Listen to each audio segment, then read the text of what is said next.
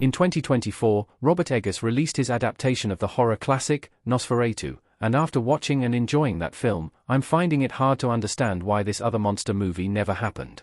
Based on the 1929 movie, Nosferatu, a symphony of horror, which in turn, is based on Bram Stoker's Dracula, 2024's Nosferatu follows Ellen Hutter, a young woman haunted by nightmares of a horrifying creature.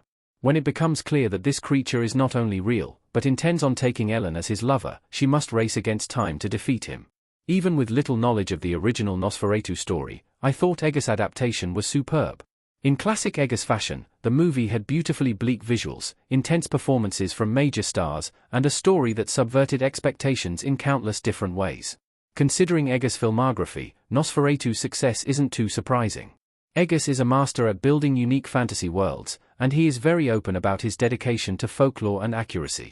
With all this in mind, I can't help but wonder why Eggers gave up on his Frankenstein adaptation.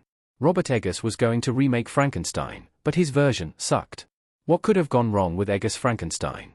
Around the time that Nosferatu premiered, Eggers completed an interview with Curzon in which he revealed that he had started development on an adaptation of Mary Shelley's Frankenstein. Although this gothic story of mortality and humanity seems right up Eggers' alley given his past films, the writer and director revealed that he gave the project up after 2 weeks because he felt that it definitely sucked.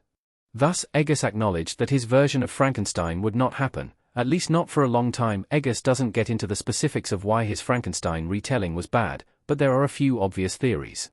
First and foremost, Eggers may not have been able to figure out how to retell Frankenstein in a way that was both accurate to the source material and fresh enough as to feel new. This is definitely a balance Eggers cared about with Nosferatu, so it likely would have been important for Frankenstein as well.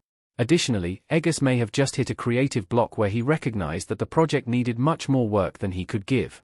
I find it hard to believe Robert Eggers' Frankenstein would suck after Nosferatu.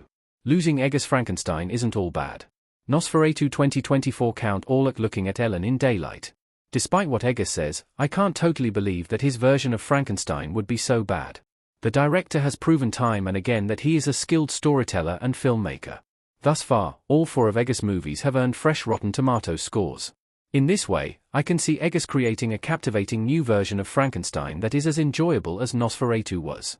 Therefore, it is a shame that this movie will likely never happen yet. Eggers abandoning his Frankenstein movie isn't all bad. As much as I enjoyed Eggers' adaptation of Nosferatu, I wouldn't want him to switch completely to retellings. The Witch and the Lighthouse were original stories that didn't need pre-existing lore to be amazing. If anything, I would love to see Eggers return to more original stories, which may have familiar elements, but feel completely his own. Hopefully, Eggers' next project will continue the success he earned from Nosferatu.